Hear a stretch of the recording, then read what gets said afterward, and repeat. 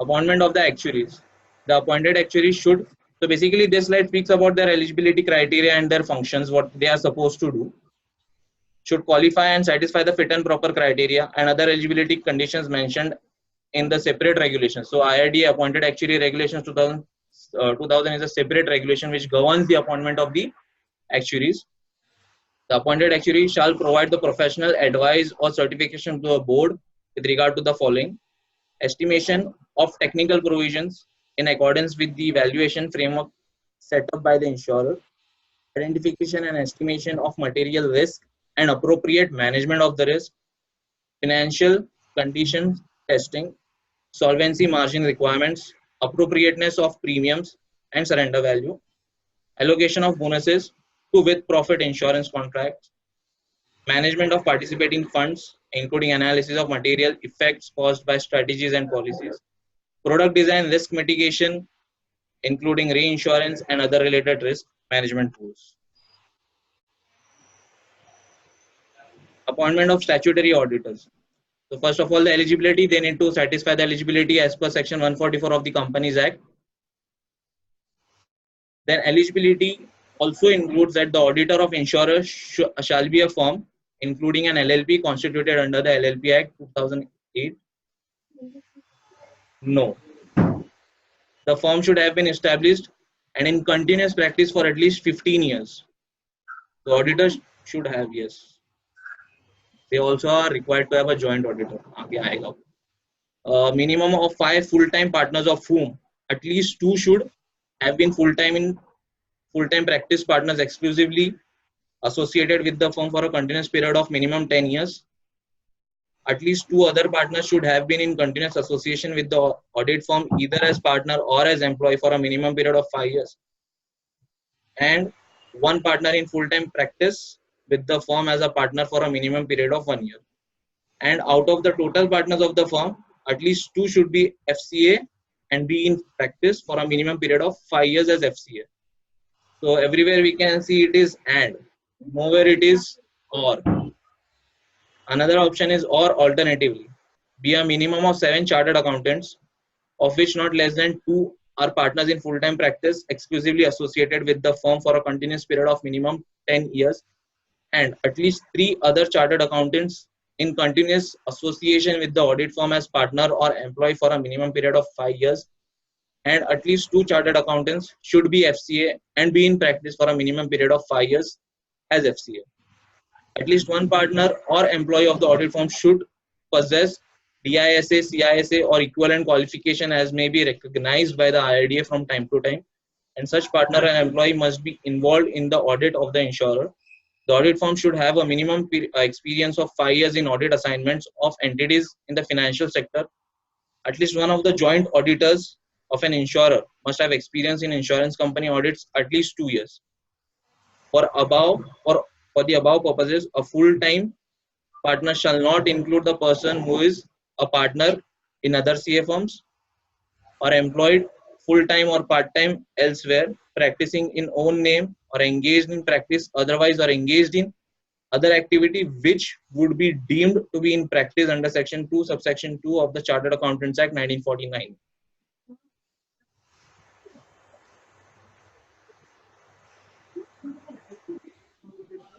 It is prescribed by the guidelines. We have to comply. They have a separate IT regulation also, how the data is to be managed. So it is very huge. Which I am capturing is just a guidelines, CG guidelines. Investment has its own regulation. Outsourcing arrangement has its own regulation. IT management. IT is used. I mean, they need to maintain all the documents in soft. Intimation to IRDA to obtain Form A1 declaration from the statutory auditor in addition to the regular eligibility and consent in accordance with the Companies Act 2013. Any change in the information provided previously shall be informed to the insurance company within 7 working days. Insurance company shall submit such information to IRDA within 6 months from the intimation. Insurance company shall inform to IRDA within 7 days from the date of appointment of statutory auditor in Form A2. Then this is the return which is to be filed on annual basis to IRDA in form A3. Let us have a look on the form to be filed. This is A1. So this is similar to eligibility and consent.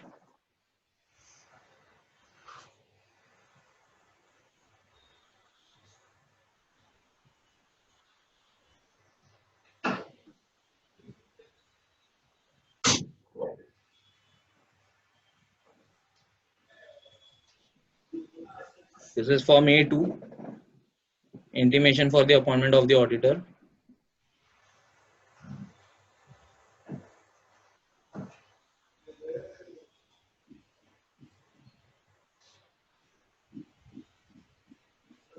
This is A3, which is annual return.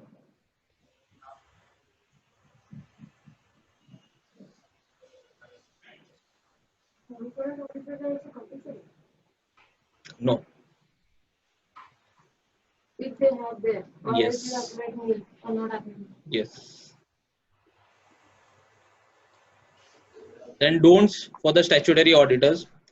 An audit firm shall be entitled to carry out statutory audits of not more than 3 insurers, life, non-life, health, reinsurer at a time. An audit firm shall not have the audit assignments of more than 2 insurers in one line of business, that is life insurance, general insurance, health insurance, and reinsurance at a time.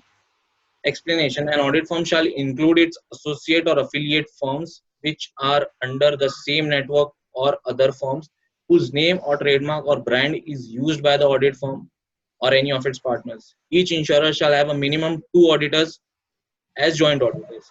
So here it mentions that every insurance company should have two auditors, that is a joint auditor. Then there is again a requirement of joint auditors would not be applicable in case of the first year of the operations, but thereafter they have to appoint joint auditor of an insurer should not be other associate affiliate firms which are under the same network or whose name or trademark or brand is used by the firm or any of the partners of the joint auditor firm up to continuous period of 10 years and not more than thereafter. This is basically the tenure for which they can continue. This is same as per the Companies Act, which is 10 years and then cooling off period for 5 years. These two auditors will need to be different, right? They will not be from the same firm. No, two different auditors. There is one more thing under this, that the tenure of both the joint auditors should not end at the same time. So there should be one auditor always there in the company who is other than the rotating auditor. So if A and B, there are two auditors, then one you have appointed for 5 years, others you need to appoint for 3 years, and accordingly you can rotate. So the B when comes in after 3 years again, so it will be 1 year more than the A. So this is how the auditors are, appointed in these firms. Okay. This is outsourcing arrangements. There is a separate entire regulation on the outsourcing arrangements, how it is to be done, to whom it is to be given. I have captured certain important points out of that regulation. Activities prohibited from outsourcing. An insurance company shall not outsource its core functions.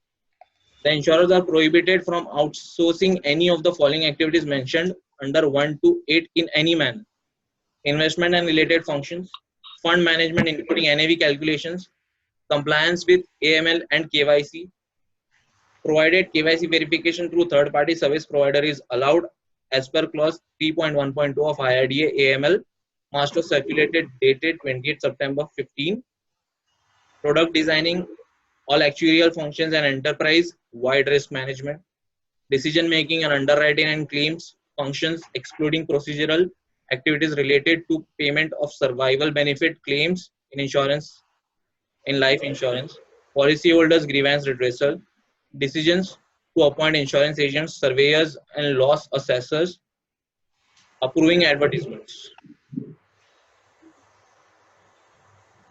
Outsourcing arrangements: every insurance company should have an outsourcing committee of which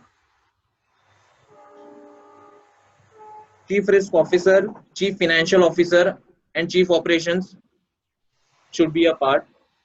Activities can be outsourced to only company, LLP, society under Societies Act 1912, partnership, registered partnership, entities formed under public-private partnerships such as E-Seva, E-Mitra, CSSC, and any other entity else may be approved by the authority to act as outsourcing service provider. It is to be noted that it is a registered partnership.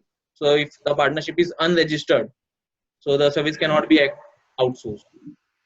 Activities can be outsourced only through agreements. There should be a proper agreement between the service provider and the company. Risk management committee shall once in a year review the activities outsourced to the vendors and also review the due diligence report. So here the company is also required to conduct a due diligence of the service providers to whom the activities have been outsourced. The risk management shall review the outsourced activities and shall also note or review the due diligence report. Outsourcing committee to undertake, this is I have covered, due diligence providers. Then an outsourcing arrangement shall be considered material if the estimated annual expenditure under an outsourcing contract is likely to exceed 5% of the total expenditure incurred during the preceding financial year and on all outsourcing activities. Insurers shall report in Form A if all the outsourcing arrangements were annual payout, either per outsourcing service provider or per activity is rupees 1 crore or more every year within 45 days from the date of the closure of the financial year. So this is Form A for the reporting. What are the activities which can be outsourced? Other than those mentioned in the list. You want me to repeat that list? I beg your pardon. Can you give some example?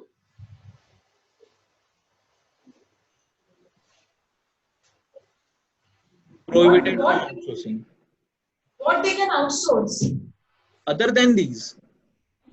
So it can be anything. It may be IT setup, or it may be a PCS work, certification work, for actuarial.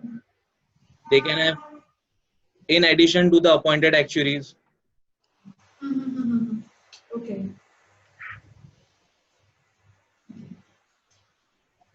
Other important matters. An insurance company is required to submit 4 copies of the annual report to IRDA within 6 months from the end of the period to which they relate. Annual report of the insurer shall have a separate certification from the compliance officer in the format as prescribed, the format which I have covered in the KMP slide. Financial statements of an insurance company shall be prepared in accordance with IRDA, preparation of financial statements and auditor's report of insurance companies regulation 2000. Insurance companies are required to file a report on status of compliance with the corporate governance guidelines on an annual basis. This report shall be filed within 3 months from the end of the financial year, that is before 30th June. Every insurance company shall furnish to IRDA a certified copy of the minutes of the proceedings of every general meeting within 30 days from the holding of the meeting which it relates. Insurance company is required to have a whistleblower policy in place, wherein the mechanism can be reporting to the board of directors or chairperson. Then evaluation of board of directors including IDs, it is according to the Companies Act 2013. So the next is the status of compliance.